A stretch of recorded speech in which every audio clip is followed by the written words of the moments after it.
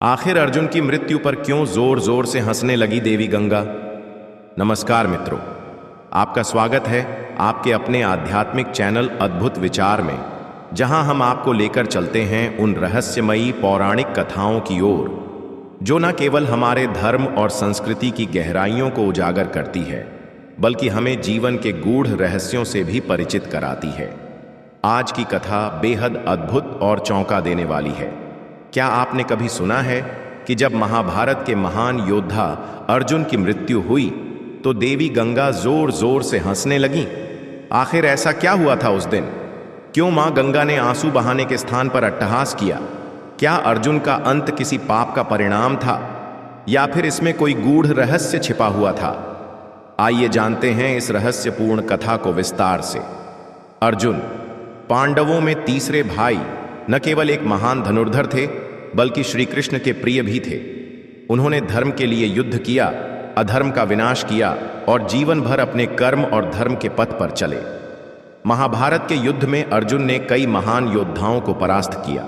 उन्होंने भीष्म पितामह, कर्ण, जयद्रथ जैसे पराक्रमी योद्धाओं को युद्ध भूमि में पछाड़ा। लेकिन समय की गति अपरिवर्तनीय है, जो आया है उसे जाना भी है।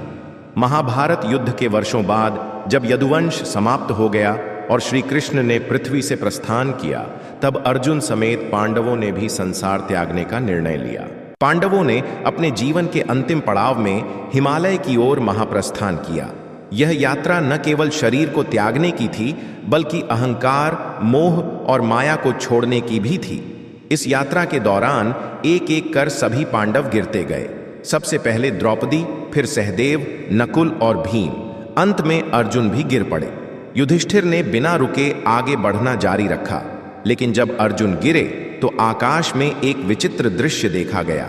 जैसे ही अर्जुन की देह भूमि पर गिरी, आकाश में बादल गरजने लगे, नदियां उमड़ने लगीं और तभी प्रकट हुई देवी गंगा। लेकिन वह दुखी नहीं थी, बल्कि वह तो जोर जोर से अट्टहास कर रही थी। यह दृश्य देख सभी आर्षि मुनि, देवगण और यक्षगण आश्चर्यचकित रह गए। अब आइए जानते हैं आखिर क्यों हंसी देवी गंगा। देवी गंगा का हंसना कोई साधारण घटना नहीं थी। उनके इस व्यवहार के पीछे एक बहुत गहरा और पौराणिक कारण छिपा था। आइए उस घटना को समझते हैं जो हजारों वर्षों पूर्व घट चुकी थी। मित्रों, आपको याद होगा कि अर्जुन ने महाभारत युद्ध में पितामह भीष्म को शरशैया पर लिटाया था। पितामह भीष्म देवी गंगा के पुत्र थे। वह एक तेजस्वी, तपस्वी और धर्मनिष्ठ योद्धा थे, जिन्होंने अपने पिता की आज्ञा पर आजीवन ब्रह्मचर्य का व्रत लिया और हस्तिनापुर की रक्षा करते रहे। जब अर्जुन ने युद्ध में पितामह पर तीर चलाए थे, तब गंगा ने अपने हृदय में वह पीड़ा संजो ली थी। एक माँ के लिए सबसे बड़ा दुख होता है अपने पुत्र को तड़पता हुआ देखना, और अर्जुन ही वह योद्धा था जिसने भीष्म को अर्धमृत अवस्था में पहुंचा दिया था। हालांकि भीष्म ने स्वयं युद्ध किया था और धर्म की रक्षा के लिए अर्जुन का सामना किया था, फिर भी मां गंगा ने इसे एक व्यक्तिगत पीड़ा के रूप में लिया और उस दिन उन्होंने एक शाप दे डाला। मां गंगा ने महाभारत युद्ध के बाद एकांत में कहा था, हे अर्जुन, तुमने धर्म के नाम पर मेरे पुत्र को शरशैया पर लिटाया।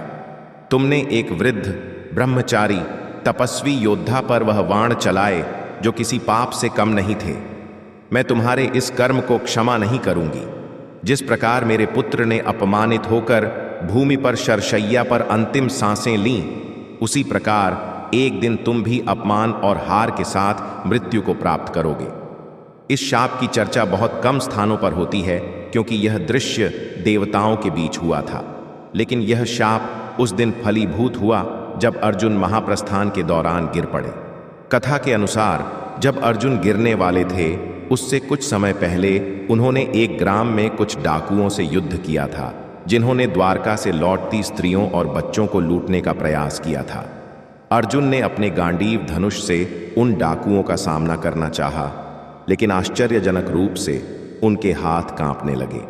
गांडीव भारी हो गया और दिव्य बाणों ने उनका साथ छोड़ दिया। अर्जुन ने असहाय होकर देखा कि जिन अस्त्रों के दम पर उन्होंने युद्ध में देवताओं तक को परास्त किया, आज वही अस्त्र निष्क्रिय हो गए। डाकुओं ने उन्हें अपमानित किया, उनकी हार हुई। और अर्जुन उस हार को लेकर अत्यंत पीड़ित हुए। यह अपमान ही वह बीज था जो गंगा के शाप से उत्पन्न हुआ था। जब अर्जुन गिर पड़े और युधिष्ठिर उन्हें पीछे छोड़ आगे बढ़ गए, तभी गंगा प्रकट हुई और जोर जोर से हंसने लगीं। उनका हंसना उस शाप की पूर्ति का प्रतीक था जो उन्होंने वर्षों पूर्व दिया था। यह हंसी एक मां की तृप्ति थी जिसने अपने पुत्र का प्रतिशोध ले लिया था। देवगणों ने जब देवी गंगा से इस व्यवहार का कारण पूछा, तब उन्होंने कहा, मैं न किसी से द्वेष रखती हूं न किसी से मोह, पर जब धर्म के नाम पर अधर्म होता है तो प्रकृति उसे अपने ढंग से संतुलित करती है। अर्जुन ने भीष्म जैसे पुरुष को धर्म के नाम पर असहाय कर दिया था। वह युद्ध का धर्म नहीं बल्कि रणनीति का अधर्म था। आज उसका परिणाम उसी को मिला है। अब आइए गहराई से समझें यह कथा हमारे लिए क्या संदेश देती है। दोस्तों, इस कथा में छिपा संदेश अत्यंत गहरा है। अर्जुन जैसा महान योद्धा जिसने श्री कृष्ण के साथ मिलकर धर्म की स्थापना की, वह भी अपने कर्मों के फल से नहीं बच सका। जीवन में चाहे हम कितने भी महान बन जाएं, हमारे कर्मों का लेखा जोखा प्रकृति अवश्य करती है। देवी गंगा की हंसी हमें यह बताती है कि समय के साथ हर अधर्म का हिसाब लिया जाता है और जो बीज हम बोते हैं उसका फल हमें एक दिन अवश्य मिलता है। हालांकि अर्जुन की मृत्यु अपमानजनक रही, लेकिन वह मोक्ष को प्राप्त हुए क्योंकि उनका जीवन उद्देश्यपूर्ण था। उन्होंने धर्म की रक्षा के लिए अपने जीवन को समर्पित किया। श्री कृष्ण के प्रिय अर्जुन अंततः स्वर्ग पहुंचे और उन्हें आत्मिक शांति मिली। गंगा का अट्टहास न तो घृणा से था न द्वेष से, वह एक संकेत था इस ब्रह्मांडीय न्याय का जो समय आने पर हर आत्मा को उसका फल देता है। अंततः मित्रों, आपने सुनी अर्जुन की मृत्यु से जुड़ी यह रहस्यमयी कथा जो हमें यह सिखाती है कि जीवन में हर कर्म का परिणाम निश्चित है। देवी गंगा का अट्टहास हमें सचेत करता है कि धर्म की आड़ में कोई भी अधर्म न करे, क्योंकि प्रकृति सब देखती है।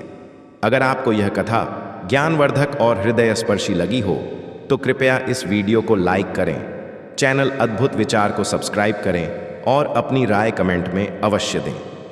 अगली बार फिर मिलेंगे एक नई रहस्यपूर्ण कथा के साथ। धन्यवाद। जय श्री कृष्ण। राधे राधे।